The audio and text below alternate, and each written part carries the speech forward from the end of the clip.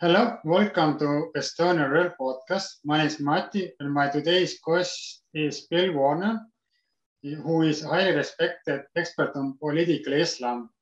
He's an author of 15 books, including Amazon bestsellers, Sharia Law for Non-Muslims. He has published numerous articles on the topic of political Islam and is a prolific video blogger with over 200 videos dedicated to commentary and education on this subject. He holds Ph.D. in physics and applied mathematics from North Carolina State University. And he's been research scientist at the Sarnoff Princeton Labs, a business owner of an energy efficiency company and a university professor. So, Bill, thank you for coming. Glad to be here. We're going to talk about my favorite subject, political Islam. Yes. So, but besides the short bio I gave you, what you can tell us more about yourself? Well, I've had an interest in religion all my life. I was raised in a very religious household. My first job was going to be, I thought about becoming, was a minister. But I didn't do that. Okay. But being raised in a very religious family, one of the conclusions I drew is that if you want to really know someone, you need to know something about their religion. And that religion gives us a moral foundation. So whether or not you're a member of a particular religion can have benefits for society, but as Islam shows us, it can also be detrimental. I have a very limited view of Islam, mostly what I see in TV and also promoting this regular religion, but what is in deeper level, what is it's really about, and why you call it more political than religion? That's very simple. I've read Buddhist sutras, I've read Hindu documents, and one of the things that, let's take Buddhism, for instance. If you study Buddhist sutras, they talk about how to be a Buddhist. If you read the Torah, it's about how to be a Jew. But when you read Islamic doctrine, and let's point out what the doctrine is, there's the Quran, which everybody's heard of and hardly anyone has read. And then there's the Sirah, the life of Muhammad, his biography. And then there's the Hadith, his traditions. Those three things, the doctrine found in those three books, define what Islam is. If it's in those three books, it is Islam. And if it's not in those three books, it's not Islam. So Islam is the doctrine found in the Quran, the Sirah, and the Hadith. Now, when you start reading it, it's amazing how much of it is about the kafir, the non-Muslim. And that's what the Quran calls us. It doesn't call us unbeliever, it calls us kafir. And there are 13 verses in the Quran which state that a kafir is never the true friend of a Muslim. So this distinction is very important. So, but what is so different between kafirs and non-believers? Yes. So if you look at the Quran, the Sirah, and the Hadith, 51% of the doctrine is about the kafir, which I call political Islam, because it's not religious Islam. Religious Islam is what to do to go to heaven and avoid hell. Now, let me point out to you the subtle distinction here. In Europe, there are many places now which on Friday, there's the Muslims commandeer the street, shut down the traffic, and do prayers in the streets. And some people say, well, that's their religious right. They have to pray on Fridays. But the prayer is religious. Commandeering the street and taking over the street is a political action. Do you follow me? Yes, I follow. So that in that one action, we can see there's political face and a religious face.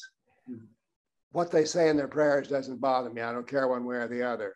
But the fact that they commandeer the street, take it over and shut down traffic does bother me.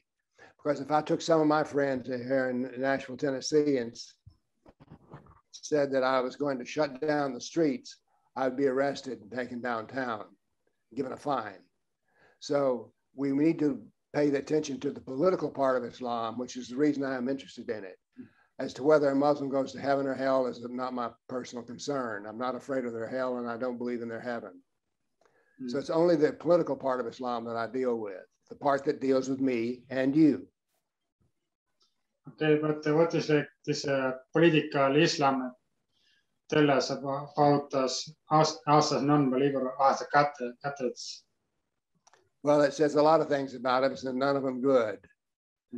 The Quran calls me filthy. I'm lower than an animal. I can be enslaved, cursed, tortured. So to be a kafir under the rule of Islam means you're to have a special name for you, which is dhimmi. That is, you submit to living under Sharia law and you pay a special tax called the jizya. So it's that when you start paying taxes, that's a political motion. If what you tell an average person, like there's subtle differences between like this political Islam and religious Islam, are they like surprised that it's more like political than religious? Well, that's the way it gained its power. Let's take a look at what the Middle East used to be Christian. North Africa used to be Christian. Egypt used to be Christian. Turkey used to be Christian. Syria was Christian.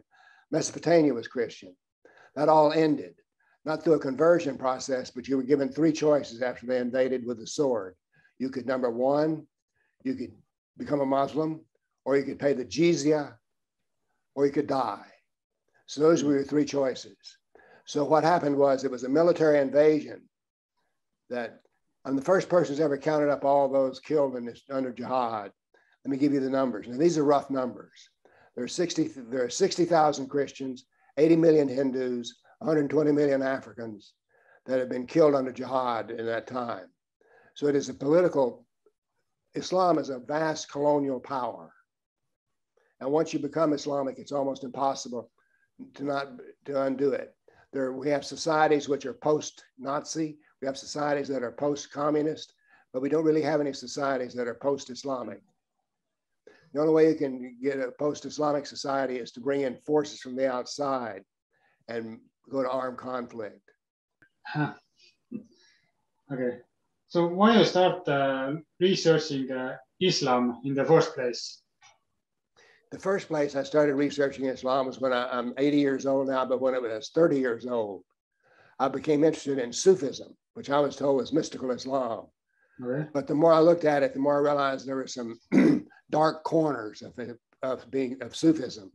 And so I left it. I later learned the names of those dark corners were Sharia and Jihad. They didn't talk about those things. Okay. So I didn't have any more interest in Islam until I became a college professor. As I told you, if I want to know somebody, I'm interested in their religion. And they were very easy to talk to about it. I was very casual in my approach to teaching. And so people would come by my office and talk. Okay. And I love to talk about religion, and they love to talk about religion. In the United States, they say when you meet somebody, you never discuss politics or religion. But when you meet Muslims, they'll talk about religion all you want. And so they would come by my office, and one particular, a Shia Muslim from Iran, wanted to convert me. So I was interested in talking to him. And what I would do is I would ask him questions which he had never thought of, and he would have to be puzzled. So he stopped after a while trying to convert me, but I became convinced that I needed to read and understand the complete Quran. I'd only read pieces of it. So I read the Quran, and then I read Muhammad's life, the Sirah. And then I went, woo, we are in trouble here. So when September 11, 2001 happened, my phone began to ring with my friends calling me saying, you said something was going to happen. How did you know? I said, well, when Osama bin Laden called us to Islam, America to Islam, I knew we were going to get attacked. Why? There are 89 verses in the Quran which say that a Muslim is to imitate what Muhammad did. And Muhammad, before he would attack his enemies, would call them to Islam. So I knew that we were going to be attacked. In short, I read what we in America call the playbook. That is, this is how they do business. What disturbs me is as much as I've tried to tell law enforcement and other university people, military and others, politicians, is that we need to pay attention to Islam, and no one wants to hear the story. Because if you believe that Islam is in America or Lithuania to Estonia or wherever, they don't just come to be there. Over a long enough period of time, Sharia law begins to creep. And I despise Sharia law. Why? Because under Sharia law, I'm a dhimmi. I'm supposed to be humiliated and oppressed by Muslims. That's what the Quran says, and that's what the Sharia says. Let's talk about the Quran itself. That Muslims like to brag about that Quran is the perfect. It's already in heaven, and it's and all that. But in your research, how you describe Quran itself? Well, first off, the Quran is a very confusing book. When you try to read it, How many people do you know who said, I tried reading the Quran, but I couldn't understand it? There's a reason for that. Number one, the Quran has doesn't have any time in it. When you turn a page, if you're reading a book, say a history book, every time you turn the page forward in time, do you follow me? Yes. But in the Quran, when you turn the page, you may go forward, you may go backwards, may go where you don't know. So we need to make the Quran, put it in the right time order. And when you do that, you realize that there are two Qurans, not one, but two. Okay. The early Quran is quite religious. The latter Quran is very political. The early Quran was written in Mecca. The latter Quran was written in Medina. I could take a group of high school students and give them a half-hour lecture and give them what we call America cheat sheet. That is just on one piece of paper, all the notes you need. And you could read a verse from the Quran, and they could tell you by looking at their notes, oh, that's from Mecca. That's from Medina. It's that easy to tell apart. The longest verse in the Quran, by the way, deals with business contract law, which I find interesting since Muhammad was a businessman. Okay. But you said that like there was two books as well, like Hadith. The second one was that. Well, there's two books, but they're in one binding. That is, you can't go to the store and buy the Meccan Quran or the Medinan Quran. But for instance, over my head here, I'm seeing several Qurans. They all tell you, if it's Surah 2, the cow, they tell you this was written in Mecca or this was written in Medina, which is the case as it is. So it's easy to tell one from the other. One's very businesslike. And oh, here's something else. The early Quran has no jihad. In Mecca, there is no jihad. So in Mecca, Islam was the religion of peace. But when Muhammad moved to Medina, he committed 108 acts of jihad in 10 years. Okay. So he was very much involved in jihad. So in the two Qurans, the early Quran is peaceful. The latter Quran, 24% of the Meccan Quran, the latter Quran is about jihad. So this is confusing to people. Is Islam the religion of peace? The answer is yes. Is Islam the religion, is politics of jihad? The answer is yes. But those two things contradict each other. And this brings us around to an important point about Islam, which is it's dualistic. For instance, in ethics, how they treat you depends on whether you're a kafir or a Muslim. If you're a Muslim, you're a brother. But if you're a kafir, you may be friendly with them, but you're not your friend. So the doctrine of Islam is very dualistic. This is confusing to people because they keep wanting to contradict that, so which one's the right one? And my contribution to Islamic scholarship is to say they're both right. It's like you have hot water and cold water. Is the hot water more real than the cold water? No. So this dualism is an important principle of Islam. And it's something that I, if you will, discovered because everyone else tries to make it sort out and say which one is the best one. Okay. Now the Quran, by the way, gives a rule for interpreting this. If you have two verses and they contradict each other, the one that was written latter is the one that's a stronger, more powerful verse. Okay. I have heard that this kind of the approach, but as I say, to point out that Quran Islam itself is not peaceful. It wants to treat you as like lower being if you're not a Muslim. But as I'm seeing in mainstream media, why they promote Islam so much, and everyone who wants to like point out its flaws is called Islamophobic. Yes, I'm an Islamophobe. Let's explain this. In Western law, if we have something called slander, S-L-A-N-D-E-R, which is telling lies about somebody. In Islam, slander is not telling lies. Slander is saying something that a Muslim does not like. You see the difference? So Yes. Muslims do not like it when I point out that the Quran is dualistic. They don't like what I say. It's not what I say is wrong. It just offends them. And that it is offensive, then by definition, it's wrong. So I'm an Islamophobe. Well, what is the Islam I'm afraid of? Well, I'm afraid of the part of Islam that deals with jihad, Islamic State, al-Taliban, that kind of thing. When you speak with Muslims, point out flaws in Quran, that what they say more common response, that how do you like explain it, or what are the excuses? Well, they say, of course, the Quran is perfect and it was not written by human hands. But let's look exactly, the Quran was not written down until after Muhammad died. As a matter of fact, it was 15 years after he died that the first attempt was to do it. So how do we know what Muhammad really said? And if it was so important, by the way, for it to be written down, how come Allah didn't command Muhammad to have it written down? So there's something else we need to understand about the age of documents. The Sirah, the life of Muhammad, was written 200 years after he died. The Hadith were written about 150 years after he died. Now think about this. They weren't written down until about 100 to nearly 2 centuries later. How much can you really remember over 2 centuries? I think not really much. No, but here's what's interesting. The more you tell the story, the better it gets. So when you read the Sirah, the life of Muhammad, he's riding a red camel. You think 200 years later, we know he was riding a red camel instead of a brown camel? I don't think so. Mm-hmm. So there's too many things that they say he did, and the exact conversations that he had, no way. But I accept this as being what Muslims believe. I don't argue with them about that. I'm just pointing out to you this is the truth of the matter.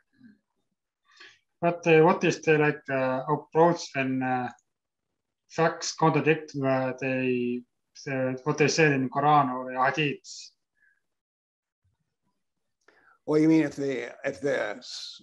by the way, the Sunnah of Muhammad is what he said and did. The Sunnah is found in the Hadith and the Sirah. Mm-hmm. So what are you saying? If they contradict each other, what happens? Yes. If what's supposed to happen is the Quran beats the Hadith. But here's an example of where the Hadith, Muhammad beats Allah. The Quran says that a Muslim is to pray 3 times a day. The Hadith says 5 times a day. So what do? They do it 5 times a day. You cannot practice the doctrine of Islam based on what's in the Quran. There's not enough there. It says pray, but it doesn't say how, what to say, how to do it, or anything else. So all the details of life are found in the Hadith, the traditions, and that's more important than the Quran.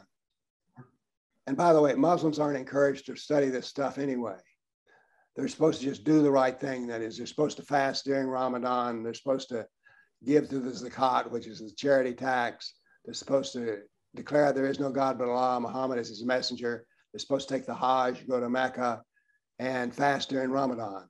Those are the 5 things you're supposed to do. If you do those 5 things, you don't need to ask any more questions. So Islam does not encourage asking questions. As a matter of fact, there's a verse in the Quran which distinctly states that. So it's a very interesting religion. You're not supposed to study it too much. That's weird. You're supposed to do it.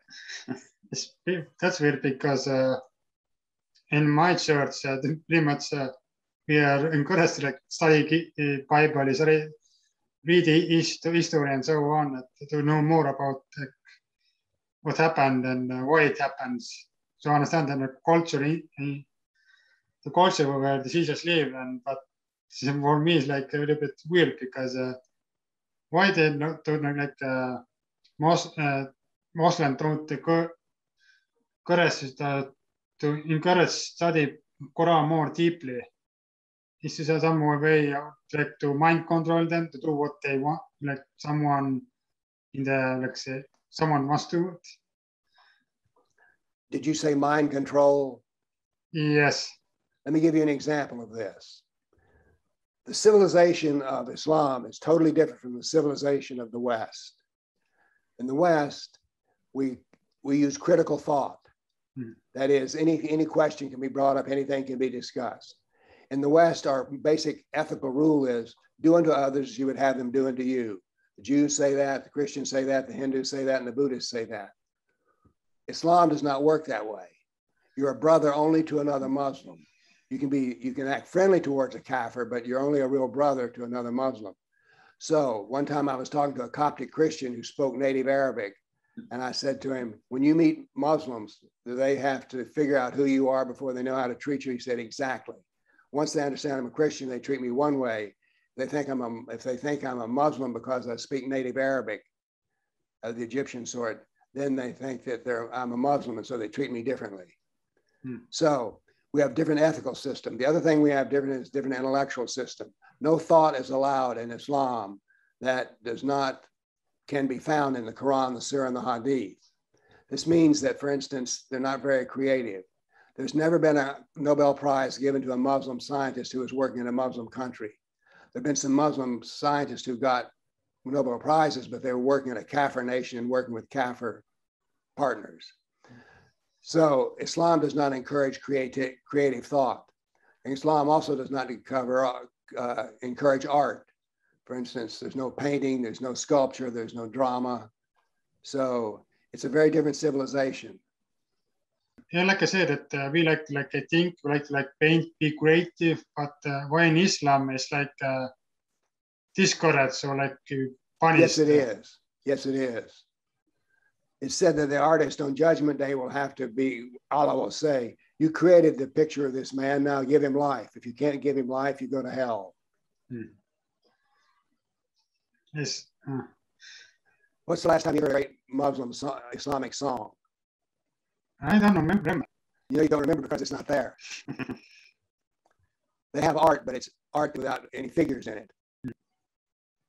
But let's come back to this today's word. Well, okay, why?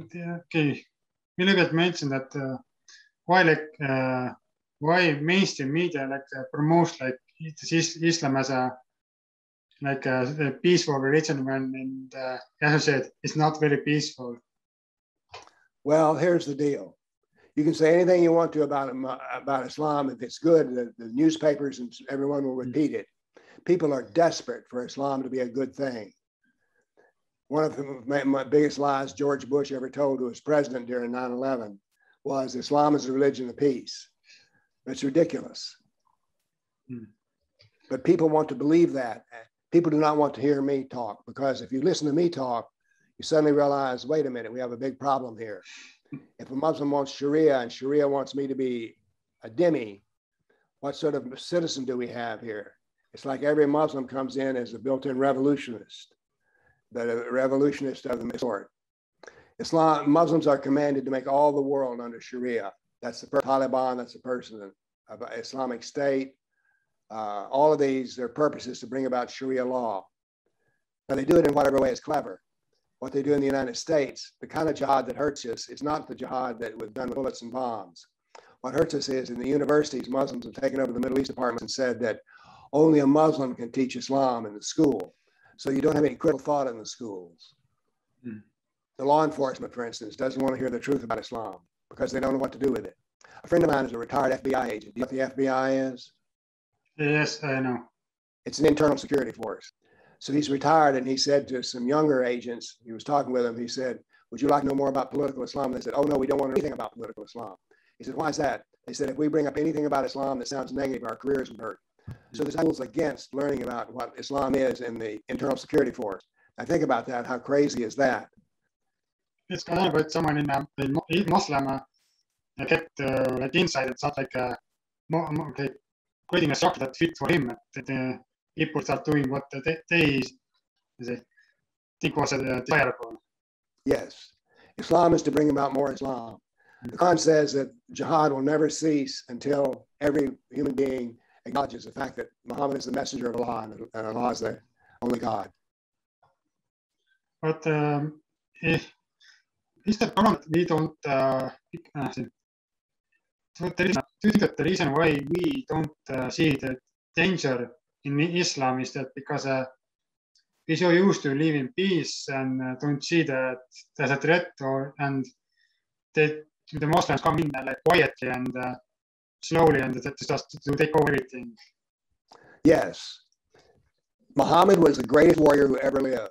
He made every aspect of being a human being part of jihad. Migration is part of jihad. As a matter of fact, until there was migration, Islam didn't succeed. Muhammad preached the religion of Islam for 13 years and converted 150 people in 13 years. He then was driven out of Mecca and went to Medina, where he became a politician and a jihadist. When he died after committing 108 acts of jihad in 10 years, every Arab on the peninsula was a Muslim. So the religion of Islam was a failure. The politics of Islam was a success. And part of it, and what brought success was when he migrated from Mecca to Medina. The calendar in Islam starts with that time of migration because it was the migration that brought about the Islamification of the rest of Arabia. So everything that that you can do in life can be harnessed for jihad. I give you the example of food. In the United States, there's beginning to be more and more demand that the school system serve halal food. Well, this is part of a Sharia process. So even they can use food, head coverings, just about anything as a form of saying no. And Islam and our culture have nothing in common between them. Now we like to pretend like they do, but they do not. We have a different ethical system. We have a different reasoning system. For instance, I do not recognize blasphemy. I'm not a blasphemer in terms of, for instance, if you're a Christian, I don't go out of my way to irritate you or say something bad. But if I say something like that about Islam, I can be killed.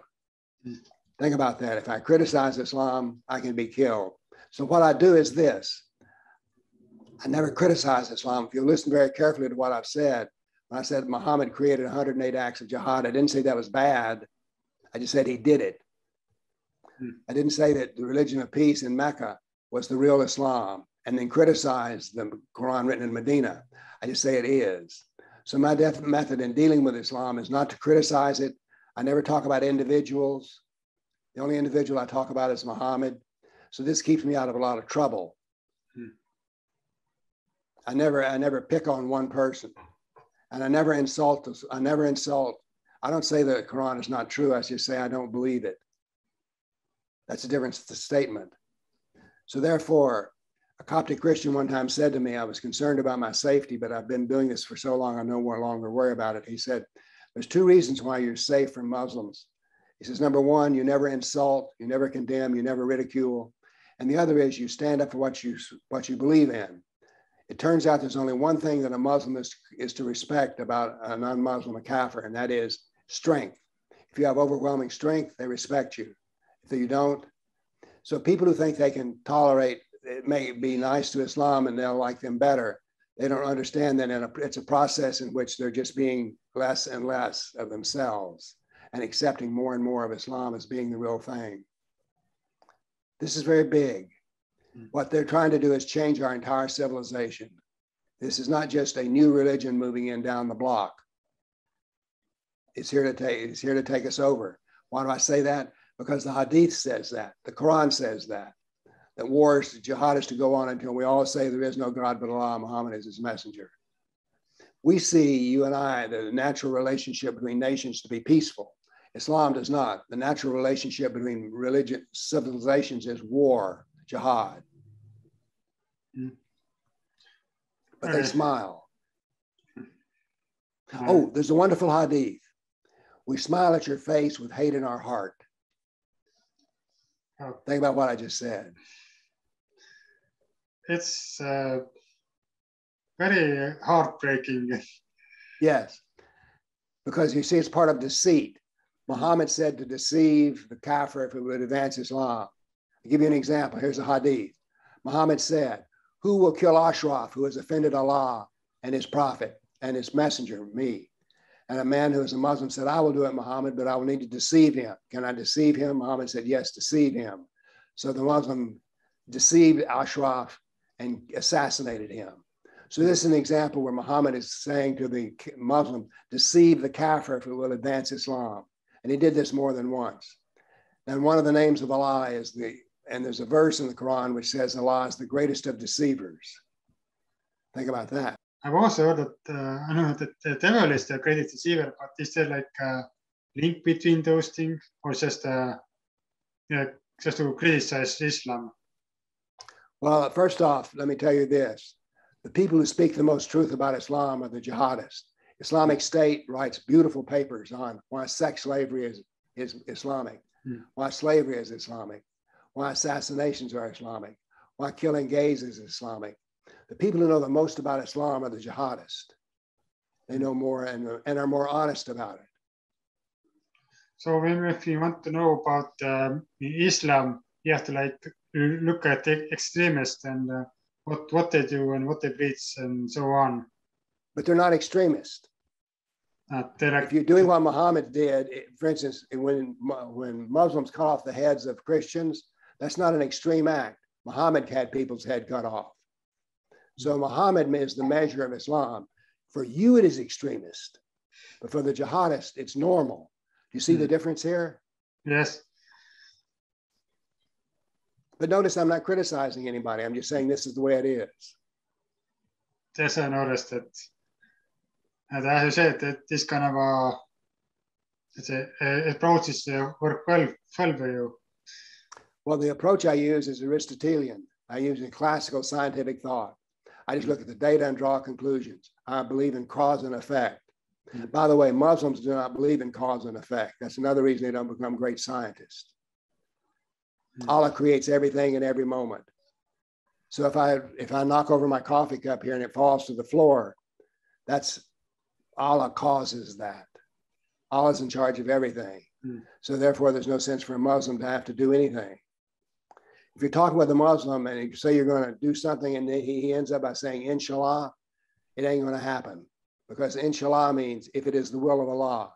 So if I'm supposed to be there on time for a business meeting tomorrow, Allah will determine whether I'm there on time or not. It's not my fault.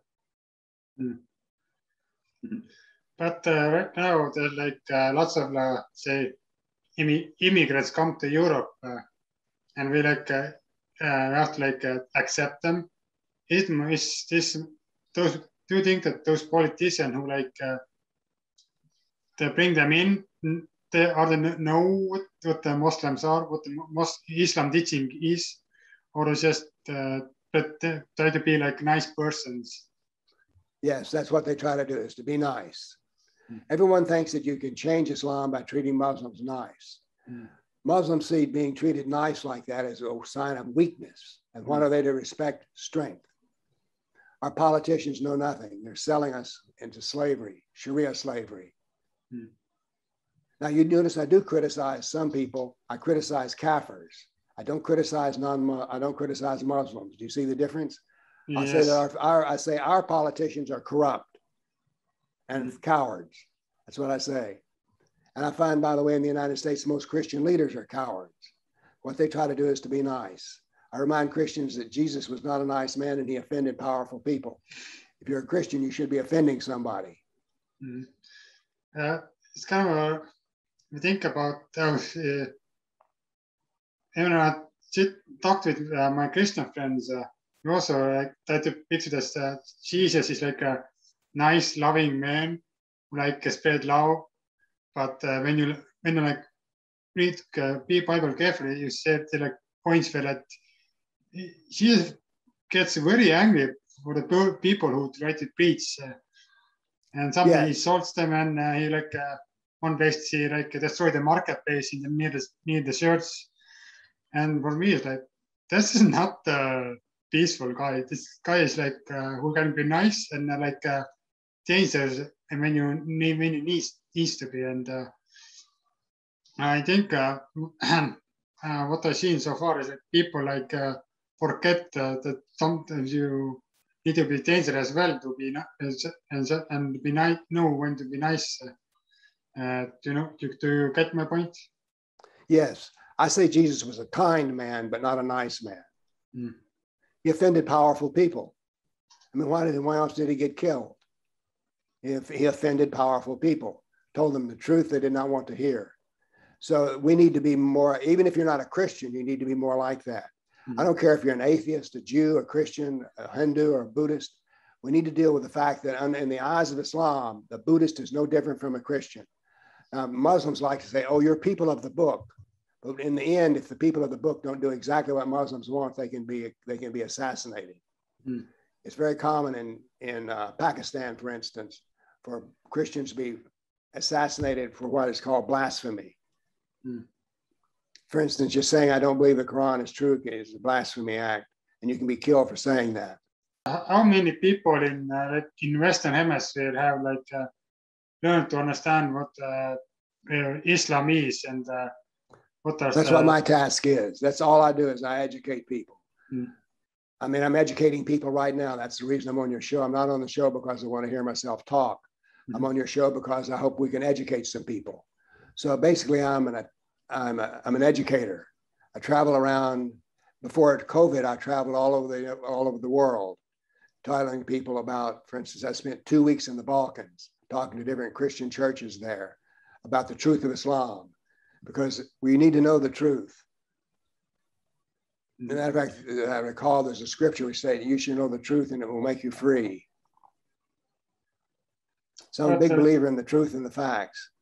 I'm like, if you listen to me also, I'm sound like I'm a scientist.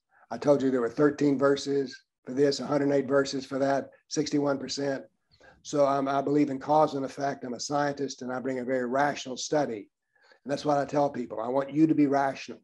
I want you to think in terms of scientific thought, critical thought, to doubt what is told you and see if you can prove it or not prove it. So I'm like as a matter of fact, I was in Vienna and a student came up after, it was at a small college, and a student came after me after I gave 2 talks, and she said, "You teach Islam like it's geometry or trigger or algebra." I said, "You understand me exactly. I teach it in exactly the same way I teach a science class." So my work is I have a methodology. I only believe what's written in Quran, Sirah, Hadith. The only experts I accept are Muhammad and Allah. I don't accept any other Muslim. I don't care if they're an imam at Al-Azhar University. And why do I do that? Because if you're an imam and you tell me something that contradicts what Muhammad said, then you're wrong. But if you're an imam and you tell me something that you agree with what Muhammad said, then you're redundant. So I don't need you at all. I just need Quran, Sirah, Hadith. I teach people how to be their own expert. But how much impact you have made so far when you have been giving those lectures? That are people listening? Are they like doing something like to prevent this Islamification happening? You've asked a very important question. Once you're educated, you need to be able to do something. But to do something, you need to have people to work with. You need a team. So therefore, we've created in Central Europe the Center for the Study of Political Islam International, which is a group intended to be global in its response to Islam. People from all countries come together and start working together as a team. Heroes do not defeat armies. It takes an army to defeat an army. And we need an army of kafirs who are armed with knowledge. The kind of warfare we're involved in is ideological. So that means we need to know the ideas of Islam and teach those ideas. We don't criticize Muslims. We just say, here's what they say and then what they do and why they do it. So that's what I advocate is after you become educated, you need to join the CSPI International so that you'll have people you can work with, because no one can defeat Islam, but as a civilization, we can. Oddly enough, this has never been done before. This is the first generation of people who've lived who can now easily pick up a Quran and read it. You can pick up my Quran. I have 3 of them. Turn open to the first page and everything as you go along, you can say exactly what it's saying. It's very clear. Every word is there. So the doctrine of Islam has been made easy to understand now. But the biggest lie about Islam is Islam is just like us, so you don't have to understand it because it's just like us. Well, that's simply not true. There's nothing in Islam which is like us. Nothing.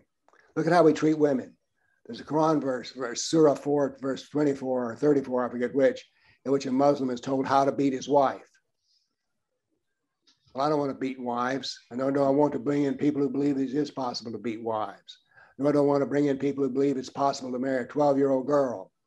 Nor do I want to bring in people who believe that having a harem is okay. What I'm saying here is we have a civilization and we need to defend that civilization.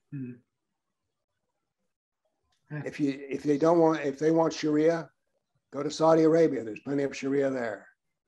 Go to Pakistan. There's plenty of Sharia there. But let's come to this organization for study for political Islam. How it's going so far? Is it going well? We're beginning to make progress, particularly in Central Europe. We've been able to train certain security agencies. One of the things they find most useful is what I call objective naming. I don't call them terrorists, I call them jihadists. All right. That is, we call them, the words we use, I don't say they're an extremist, I say they're using the Quran of Medina. I don't say they're nice, they're using the Quran of Mecca. So what we teach them is how to use correct terminology. You cannot think right if you don't have the right words. And that's one of the things we teach is how to use the right words. Our name is that of a kafir. And how do I know that's the right thing to do? Because I counted in the Quran, it uses 345 times, it uses the word kafir to mean non-believer. So the Quran says I'm a kafir, the Quran says you're a kafir. And so we treat them, we teach law, we teach everybody to use the right language. And there are no extremists. Now, there are extremists from our point of view. For instance, September 11, 2001, the World Trade attack, we consider that an extreme act. But it was not an extreme act. It occurred in the morning after we were called to Islam. It was an attack on it was a sneak attack on a financial center. All of these things are exactly what Muhammad did. So therefore, it was a normal day for a Muslim jihadist. Notice I said he's not a Muslim terrorist, he's a Muslim jihadist. So we need to learn how to use the right words. If you don't use the right words, you can't have the right thoughts, and you'll draw wrong conclusions. So like by the way, correct naming is all part of science. So like your main goal is to like teach any people to know your enemy. So like how he thinks, how he wants to act, so he can effectively counterattack. Let me give you an example of how badly we failed in Afghanistan. We had 18 generals over a period of 20 years in Afghanistan. Not a single one of them ever used the word Islam, Muslim, or jihad. Stanley McChrystal, who was the lead general there for a while, wrote a paper called How to Win in Afghanistan. The words Islam, Muslim, and jihad did not appear in it. Now, jihad is not a dirty word, but he never used the right word. That is, we never identified the enemy. How do you win a war when you don't identify the enemy? Well, you don't win a war, as we saw 20 years later in Afghanistan. So like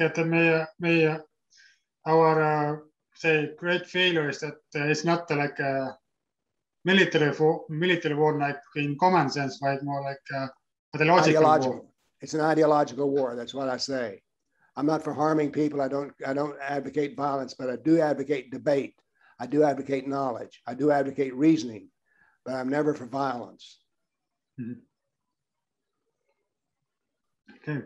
Let's come back with this. You said that like you made progress in Central Europe, where like educated armed guards how to like talk with Muslims.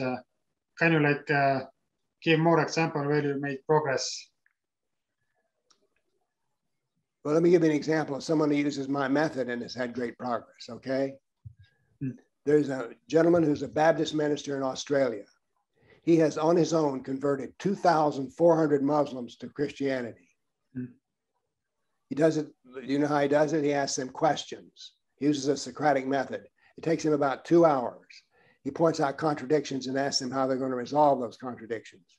And by and large, he's teaching them things they didn't know anything about. So after about 2 hours worth of questioning and giving answers, which they find painful, they give it up. So the way to defeat Islam is by reasoning and logic and facts.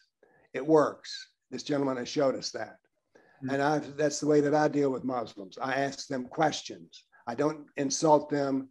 I don't get angry with them. I just ask them questions. When Muhammad did this, what does that mean for you? When Muhammad said it was okay to deceive the kafir and give the quote from that hadith, who will kill Ashraf, who has offended Allah and his messenger? That is a hadith. How do you explain that to me? If you don't like what I say, will you assassinate me? So I ask them personal questions. And let me remind you, they love to discuss their religion. I don't discuss the religion, I just accept it when they say it is. I only am interested in the political part, how it treats me. Okay, but let's go back with you said that like political Islam and religious Islam. But when Muhammad migrated to Medina, what's made to shift to become more like political than religious? Well, first off, Muhammad was a very practical man. Muhammad was the greatest warrior who ever lived. He created a whole new form of warfare called civilizational warfare. So he preached the religion of Islam for 13 years in Mecca and converted 150 people. It did not work. So what he did was he changed his message when he went to Medina. He became a politician. and this is, I'm not making this up. He clearly becomes a politician. He writes what he calls a constitution for the Medina. Then he goes to war. He starts killing people. This brought him treasure, and it also brought him more people. It turns out, as Osama bin Laden said after September 11th, people like a strong horse. So he was a strong horse. There were 3 tribes of Jews in Medina when he moved there. 3 years later, there were none. He got there for their wealth. So by the practice of jihad, he became wealthy, and he directed more and more people towards him, because here was a religion that literally paid you money. So he did it because it worked. He was an enormously practical man. Notice if you listen very closely, I'm almost praising him. The greatest warrior who ever lived. He was a very practical man. He responded to reality. He always came out on top. And if he didn't win the first time, he was never discouraged. He had excellent morale. Here's the deal, and given in the Quran. If you go out and fight on jihad, one of 2 things will happen. You will live, and therefore you get the booty, that is the treasure that's left, and you get slaves and women, sex slaves. Or if you lose and you're killed, you go straight to heaven, the highest heaven. You don't have to wait on Judgment Day, and you don't suffer the punishment of the grave. So therefore, as a Muslim, you're in a win-win circumstance. And also the Muslim is also taught that to be discouraging is an act against the law. You're never supposed to be discouraging. So therefore, they're very optimistic.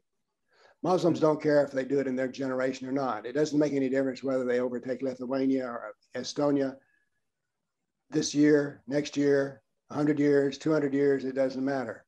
They have patience to wait century after century. So, and they're never discouraged. One of the things that discourages me about people who are kafirs is they say things like, oh, France is gone, Sweden is toast. That is, they say things that are discouraging, negative thinking, low morale. Muslims never, ever do that, because their attitude is, if I don't do it now, my sons will do it, and if not my sons, my grandsons. So this gives them infinite patience. In the West, we use a watch to keep time. In Islam, they use a calendar. Okay. What calendar are you talking about? I'm just saying they think in terms of years. Ah. Let me give you an example.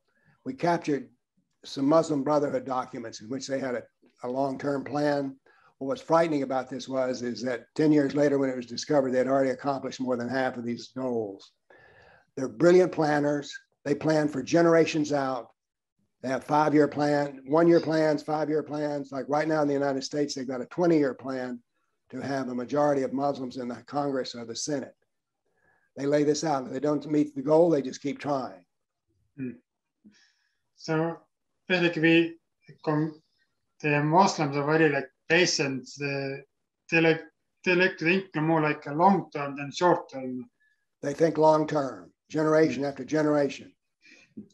There's a movie that was made about Islam in the Balkans. And this man was a Christian, a devout Christian, and finally he was forced to convert. Because what happens is, if you're a Christian, every year you have to give half of what you own to the Muslims. Well, pretty soon you're poor. So what he did was he converted and became a Christian, became a Muslim, so he wouldn't have to pay the jizya, the tax of 50% every year. And he said to another Muslim, he said, I don't really believe this. And the Muslim said, it doesn't make any difference whether you believe this or not. Your children will be raised in our schools and they will believe it.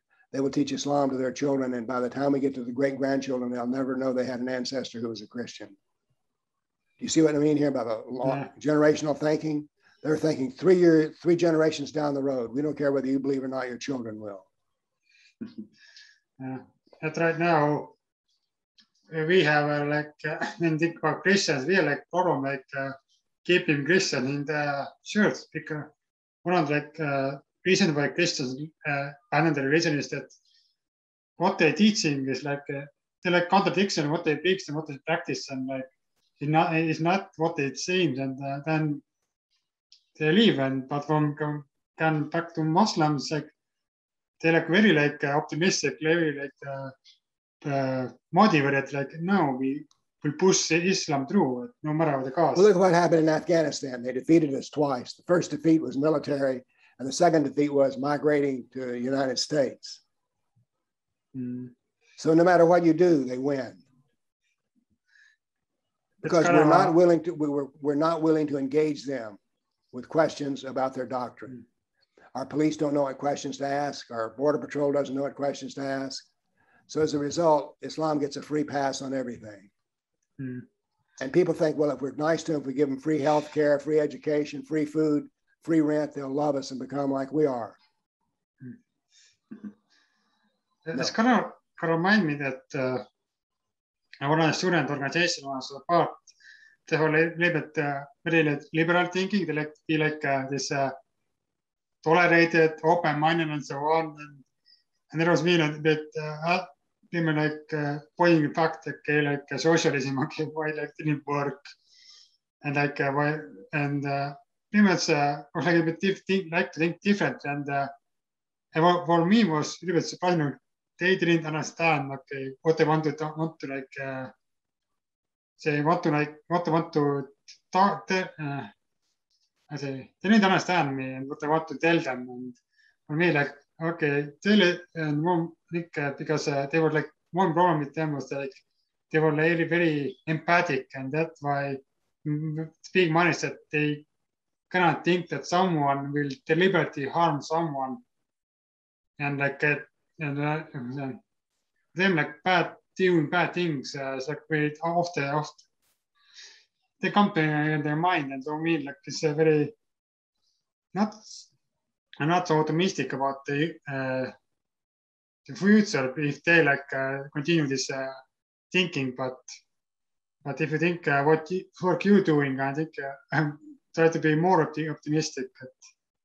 Good, because I bring an optimistic message.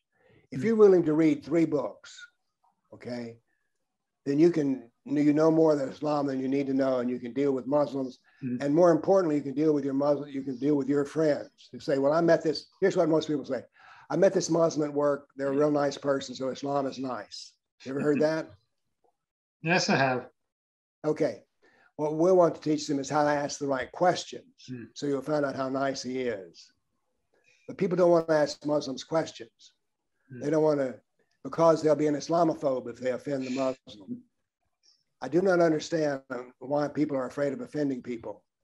Don't lie about them, but if the truth offends them, tough.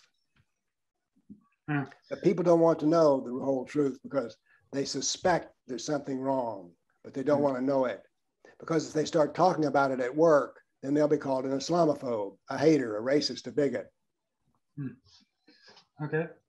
I think you think that the main problem with people who live in Western Hemisphere or are part of Western culture is that they try to like please everyone and think that is like a very good. No, if you try to please everybody, you become a nobody. I give you an example again as Jesus. He offended many people. What I pay attention to is not how people feel, although if you're talking to me now, I'm not yelling, I'm not doing anything to make you uncomfortable. I mean, what you're seeing is who I am. I don't have 2 stories or 2 faces. This is me. So I always say the same message to everybody. We need to deal with facts. And it's easy for you to understand the facts. You don't want to deal in opinions, you want to deal with facts. But most people, like I say, don't want to know the facts because they suspect something is wrong. But if it's wrong, what are we going to do about it? So everybody's just like, right? Yes, I experienced myself, but in different subjects. But this pretty much approach is the same. And for example, for me, being like podcaster, I have to think that I will talk about subjects that people don't like and ask questions that people don't like. And for me, and someone will comment something I don't like, I have to like be like a bit stoic or like don't think about just and think about what they want to do and just go forward, not to care about what everybody thinks. And so for me, like this is the kind of approach people have to take just to look at any great politician. He has many enemies. I judge a man not by his friends, but by his enemies. Okay. And some people want to not have any enemies. I say, if you don't have any enemies, you're not doing the right thing. I don't try to create enemies. I mean, I don't try to antagonize people, but I'll tell the truth even if they don't like it. But as you can tell in dealing with me, I'm calm, I'm relaxed, I'm polite. This is how I am with everybody. If you were a Muslim, we'd be holding the same conversation in the same tone. There's no sense yelling at people. In my opinion, if you start yelling, you're losing the argument already. I mean, you go to name calling, you've already lost the argument.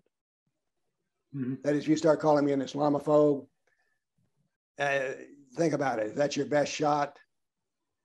You need to bring me something more than you just don't like me.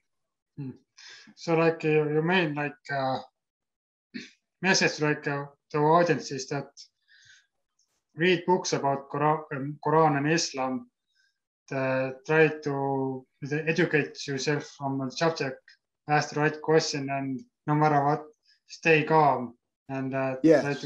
try to focus on it. Okay. And practice with your friends. I learned how to, I was taught that when I say the Socratic method, do you know what I mean? Asking questions. Yes. That's how I learned how to do that with my friends. They didn't want to hear the real stuff, so I'd ask them questions. Did you know that in Islam you can beat your wife? Oh, that's not true. Well, here it is, says so right here.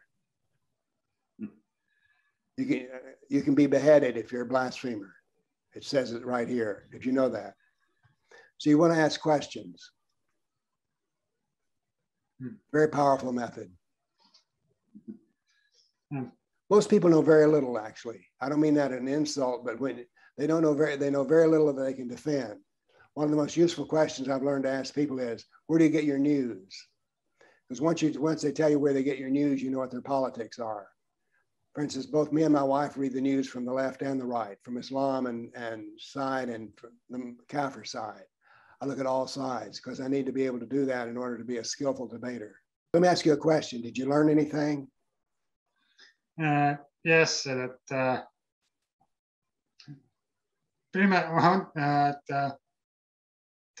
Islam is not what we have told. It's pretty much more like violent than peaceful.